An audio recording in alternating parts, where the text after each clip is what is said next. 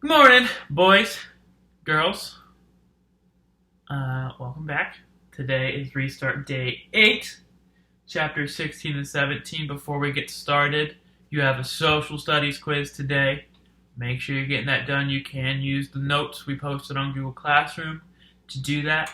The slides will be gone, but as long as you did the notes, you'll be able to use those and access them. Second thing, make sure you're answering all the questions. Please, please, please do both 2 pages of questions. I still have people just answering the day one questions, or the first page questions rather, and not going down to the second page. I put in big, bold, giant font letters this time, and it says, do page 2! So if you don't do page 2, then that's on you. Okay? I did start grading more for effort than I have for completion now. So if you're getting an 8 or a 7 out of 10, it's because you're only typing 3-word responses and not typing a full 2 to 3 sentences like we're supposed to be. So make sure we're hopping on, getting those answered. Your song packet is also due today. Make sure we get it all done. Finish strong this week. Next week is spring break. We won't have any assignments. I will post a PowerPoint that's literally just a bunch of different links of fun activities you can do over break. So if you have any questions, message me on Hangouts. We have our daily Zoom at 11:30. Hop on there and ask the questions. Other than that, I don't have anything new. We're going to go ahead and hop in with chapter 16. Okay? Starting with Shoshana Weber today. So here we go. Joel is more miserable than ever at Melton Conservatory. I was hoping he'd start to settle in a little better, but it just isn't happening. He calls home every night and talks to Mom and Dad and me too, for hours on end. Most of the time he doesn't complain, he just grills us about everything that's going on in Hawassi without him. And I can tell he's so homesick it's tearing him in two. The other night he Skyped in just to watch me give Mitzi, our Cocker Spaniel, a bath. Mitzi had gotten loose that afternoon, and when she came home, she was covered in crushed leaves and some kind of syrup or honey. It took 3 soapings and an hour and a half for the comb to get her clean. Joel stayed online for the whole thing and helped me talk her through it. He even refused to go down to the dining hall for dinner. This was the kid who formerly wouldn't be in the same room with Mitzi because she made him sneeze. I don't dare mention my project with Mr. Solway to Joel. What if he asks who I'm working with? I'm not going to lie, but how can I tell him? And he'll see right through it if I try to fudge my answer as in, oh, just some new kid. Twins can read each other, even from miles away. The hard part is video club is one of those things Joel asks most about. I give him updates on progress we're making with the video yearbook and provide play-by-play on Brendan's pathetic attempts to get Kimberly Tooley to notice him. These days, that's the only thing that gets a laugh out of Joel. I work very hard not to say anything that might lead him to ask a question I can't give him the answer to. He comes close a few times. Did you ever look into entering the National Video Contest? Me. Tons of homework in 8th grade. That's true. That's what it's come down to between us. I don't lie, but I don't tell the truth either. It's sad because my project with Mr. Solway has turned into the biggest thing in my life. We should have been done 2 weeks ago. We already have so much material that we could cut it off any time and still have more than we could ever use. But it goes just beyond the great interviews we're getting. We've really made friends with that old guy. Most of the time we're barely working anymore. We take him out for walks. He treats us to lunch. We had a picnic once. Chase and I really bonded with him. There, I said it. Chase and I. Just like Mr. Solway has become part of my life, so has that kid that Joel and I call Alpha Rat. To be honest, I hardly ever think of him by that nickname anymore. I want to know. I know it's an act of Weber family loyalty, and I'm on board with that. I could give a college-level symposium on all the reasons why Chase used to be the rattiest rat ever to drag his rat tail through the primordial ooze. That's not the point. There's no question he was ratty then. The problem is he isn't very ratty anymore. He's like a version 2.0 of himself with all the bad stuff written out of the programming. He isn't even that bad when he's with Beta and Gamma rats. They're doing community service at Portland Street, so we run into them here and there. The three of them still kind of act like friends, but there's definitely some kind of tension in the group. I can't tell if it's Aaron and Bear who are weary of Chase, or Chase who is weary of those two. Maybe it's simpler than that. If the biggest jerks form a club, everything starts to fall apart when one of them isn't quite so jerky anymore. There's only one explanation, and it's so about as unchased as you can get. He's nice. I thought he was showing his inner bully when he pulled the football team off Brendan that time, but I was wrong. I sure haven't seen any other signs of that from him. The biggest indicator of how much Chase has changed is the way he is with Mr. Solway.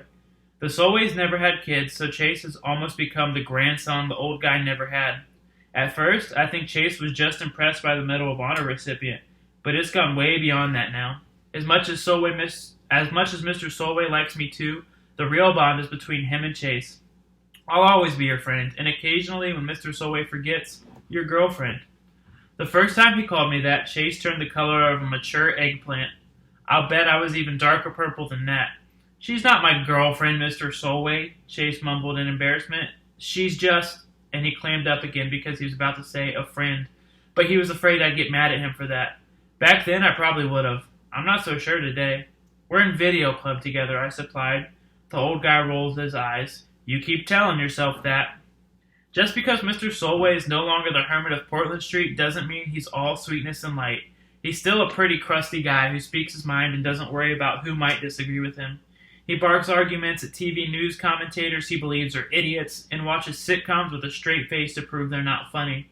He's convinced that the Hubble telescope is fake and the pictures it sends back are created in a Hollywood film studio. He's stringing the necklace out of all the gout pills he refuses to take. It's his plan to present it as a going-away present to Nurse Duncan when he drives her so crazy that she quits. Come on, Mr. Solway, Chase chides. You like Nurse Duncan. She's good to you. She's incompetent, is the growled reply. I don't have gout. I just have a sore foot every once in a while. Let's see how much tap dancing she's doing when she's my age. He's entertaining, but he can be exhausting, too. Sometimes Mr. Solway even exhausts himself and falls asleep in our faces. When that happens, Chase puts a blanket over him, and we tiptoe out. On this particular day, we decide to grab a snack and screen our footage. I suggest frozen yogurt at Heaven on Ice. The words are out of my mouth before I remember what happened last time we were in that place together. He looks worried, so I add, I promise not to dump anything over your head. Heaven on Ice is just a few blocks away. We load up Sundays, pick a corner booth, and start to preview the day's efforts on the flip cam. It's good stuff. Mr. Solway is ranting on how the designated hitter has ruined baseball, so we're both holding back laughter as we watch. We already have enough footage for 5 videos. I can't shake the feeling that we keep going back for more just because we don't want it to end. Chase is having the same thoughts. I'm going to keep visiting Mr. Solway even after we finish. I'll come with you. My response is instant, even though I have no idea I was going to say that. Shosh? I look up and there's my mother in line at the register, carrying a small frozen yogurt. Suddenly, an expression of utter horror spreads across her face. Mom?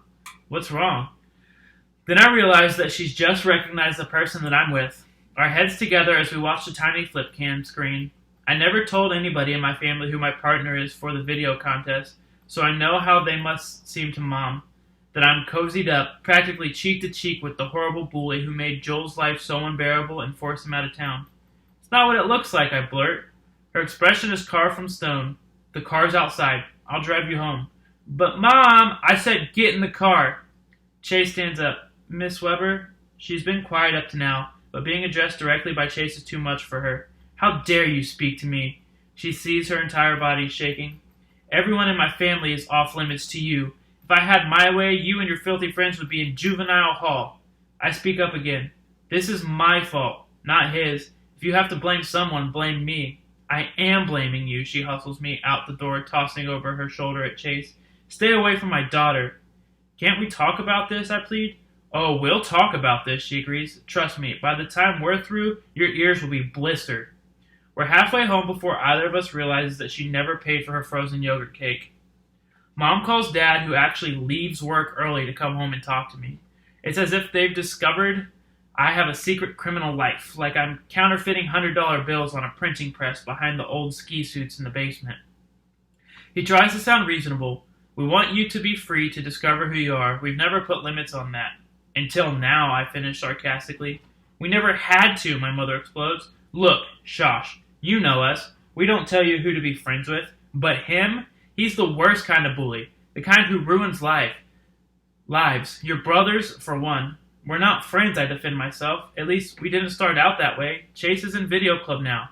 Doing my contest entry on Mr. Soy was his idea. I didn't want to say yes, but the old guy is so perfect. And it never struck you as suspicious that this boy who made a career of tormenting Joel should suddenly turn his attention to you, Dad challenges. Of course it did. I hate Chase Ambrosi. I hate that Chase Ambrosi. But he's so different now. He's not a bully anymore. He doesn't remember anything that happened before his accident. That's convenient, my father says bitterly. I thought so too, I admit. I was positive he was faking that amnesia stuff. But there's just no way. Nobody's that good an actor. And you know what? They aren't going to want to hear it, but it needs to be said. We weren't friends at the beginning, but I think we're turning into friends now. I like the new Chase. My mom recoils, honestly, like I just slapped her. Your brother, she begins, her voice shaking, is completely unhappy, attending a school he hates instead of at home, living the life he's entitled to, and the reason is that boy you're so quick to defend. I don't know if he's changed, and I don't care. The person he was broke up this family. What he did to Joel is unforgivable. That means he can never be forgiven. Dad glares at me. I'll bet you haven't told Joel who you're buddy-buddy with these days. How would you ever explain that to him? That hurts because he's exactly right. Fine, I confess. I never said anything to Joel. Well, maybe I should have. You can't be serious, my mother exclaims. What possible good can come from that? An idea is forming in my head. Kind of a wild idea, but it's making more and more sense the longer it sits here. You said it yourself. Joel's lost at boarding school. I think he's more unhappy than he ever was when he was being bullied here. And whose fault is that, Mom demand? Your new friend, that's who. Can we just talk about it, Joel? For once? Can we just talk about Joel for 1 second and leave everybody else out of it? He's so depressed at Melton, and maybe he doesn't have to be. What are you saying, my father asks. Chase bullied Joel to the point where he had to get out of town, I explain, but that Chase doesn't exist anymore. What if we're keeping Chase at Joel at boarding school for nothing? They stare at me. You mean bring him home, Mom breathes? The reason for him to be somewhere else doesn't exist anymore, I insist. Chase has changed. Aaron and Bear are still jerks, but Chase was always the ringleader. I'm not saying it'll be perfect, but Joel should be here. Joel wants to be here, and I'm pretty sure he can be here. I brace myself, expecting them to go off on me. I'm crazy. I'm dreaming. I'm gambling with my brother's life. Instead, dead silence. At last, my father finds his voice. What if you're wrong? I have no answer. I only know that I want my brother back. I've wanted it since the day he left for Melton. Shosh 466. Joel, we've got to talk. Alright, chapter 17, we're reading from Joel's perspective. The piano is out of tune. Actually, my whole life is out of tune, but the piano is worse. I couldn't stand Melton, but everything there was always in tune.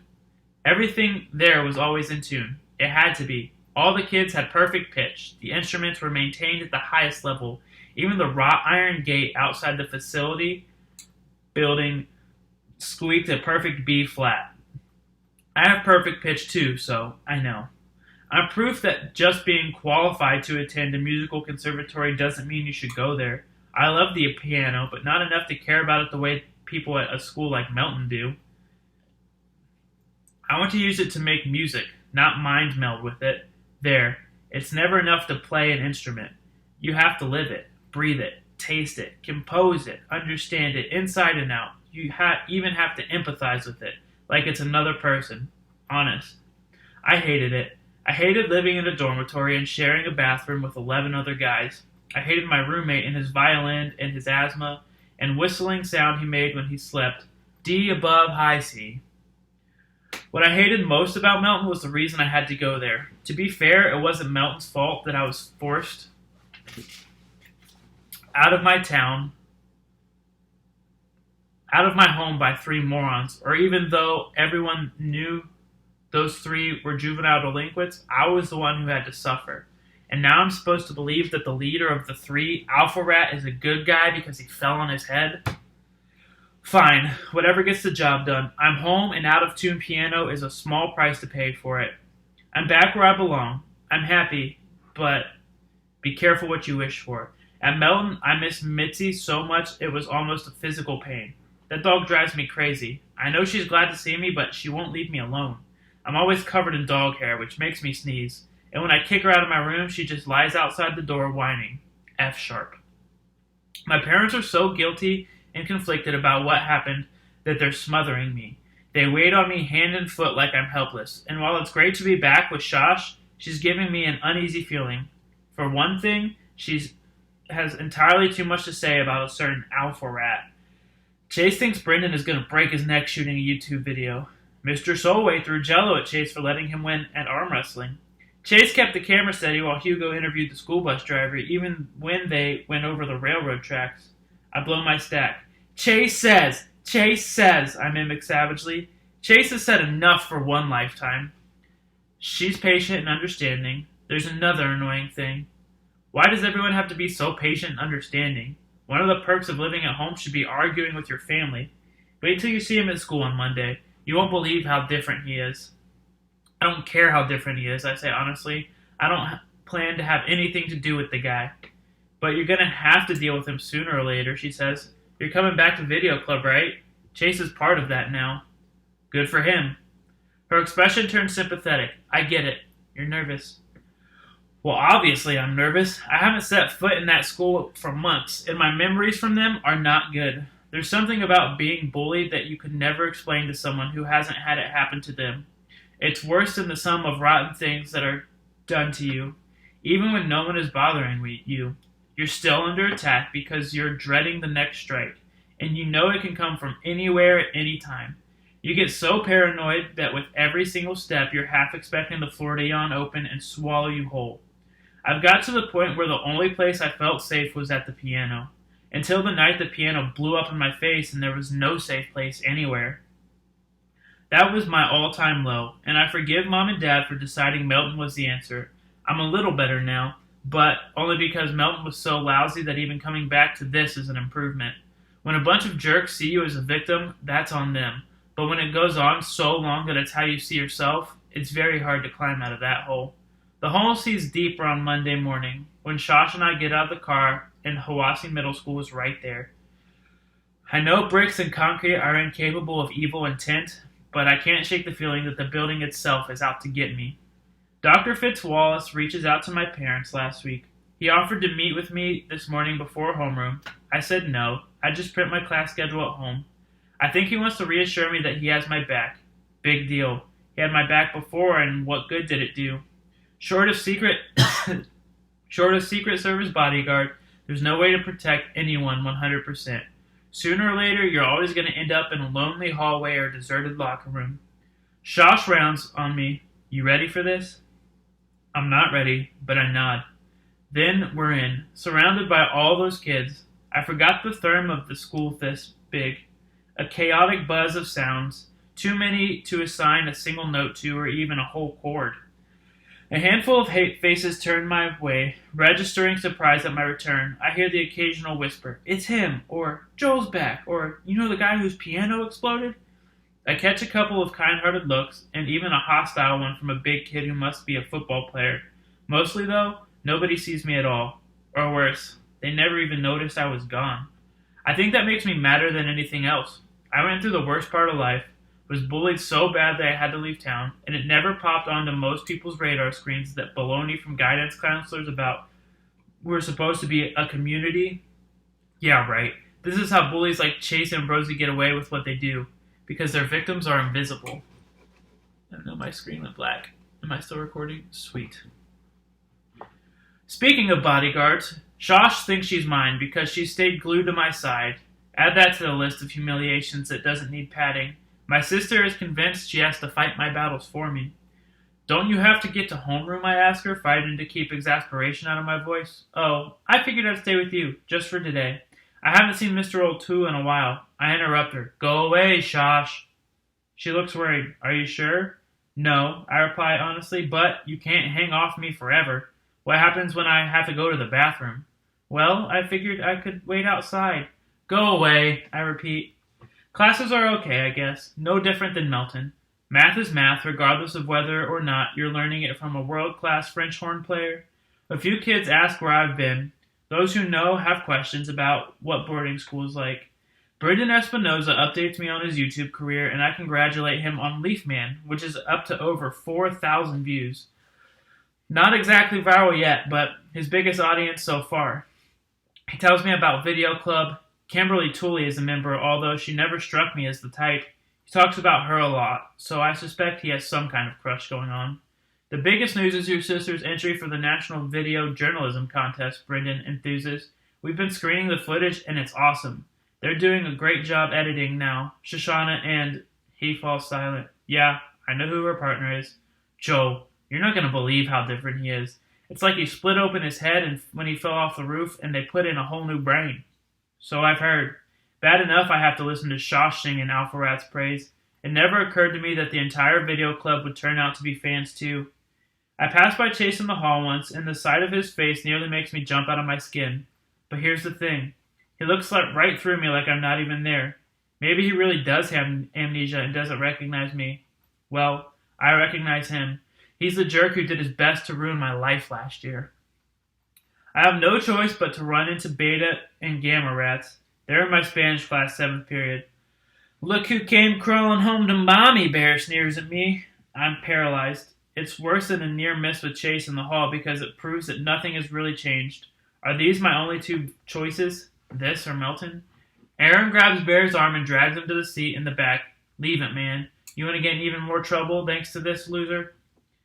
Those two are doing community service over at the Cherry Bomb Piano. Maybe that'll buy me a little peace. What I dread the most is the part I used to look forward to, Video Club. When I was at Melton, I practically ached for it. It was a symbol of everything I was missing out on because I'd been exiled.